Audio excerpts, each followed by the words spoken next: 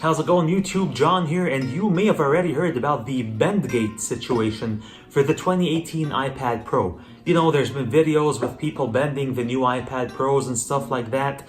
So, if the BendGate situation has been bothering you, if you've been thinking to yourself, hey, there's this BendGate thing going on, should I buy a new iPad Pro or should I not buy one? I made a flowchart to help you decide if you should buy or not, and also to help you decide what you should buy. Now, before we start, I just want to mention that, of course, ultimately, this is your decision. The flowchart I made is basically my thinking process that's designed to help you with your thinking process, so you can decide for yourself what you should do or whether you should buy or not. So, naturally, the decision is yours and you're responsible for your decision. And let's go have a look at that flowchart.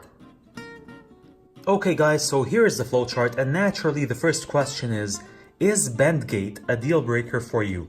Because if it's a deal breaker for you, then there really is no point in going through the other questions. So if the answer to is BendGate a deal breaker for you is yes, then you might want to buy something else. If the answer is no, you're willing to consider the iPad Pro, so we go to the second question. In your opinion, are the capabilities offered by a 2018 iPad Pro enough for you to pay its price? So basically, in your opinion, do you think the iPad Pro is worth the money? Would you be willing to pay that price for the iPad Pro? Of course, if it's a no, again, we go back to this box, you might want to buy something else. If it's a yes, then we go to the third question. Are you clumsy in handling objects? And if the answer to that is a yes, you can skip the following box. But if the answer is no, if you're not clumsy handling objects, we can go to this question. Do you have children or someone else that tends to spoil your devices by doing things such as sitting on them?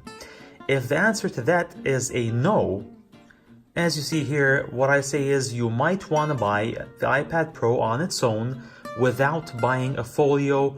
Still, generally be careful with it, of course, because that's just common sense.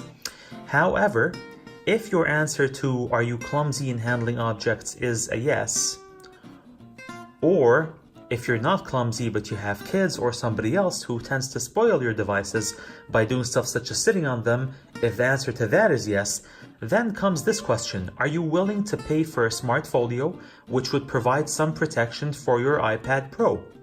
If you are willing to pay for that, then you might want to buy the iPad Pro and the smart folio. Again, still generally be careful with it, which again is common sense. If your answer to this is no, so basically, if you're saying that you are clumsy in handling objects, or you have kids or somebody who tends to spoil your devices by doing stuff such as sitting on them, yet you don't want to pay for a smart folio, then you might want to buy the iPad Pro and be extra careful in that case, and keep it out of harm's way as much as you can. For example, don't put it on a bed or a couch where someone can sit on it. And there you go, guys. These are the three conclusions that are reached using this flowchart. And of course, these are the result of my thought process, which are intended to help you with your thinking process. So that's it for this video, guys. If you like this video, please like, share, and subscribe, and thank you for watching.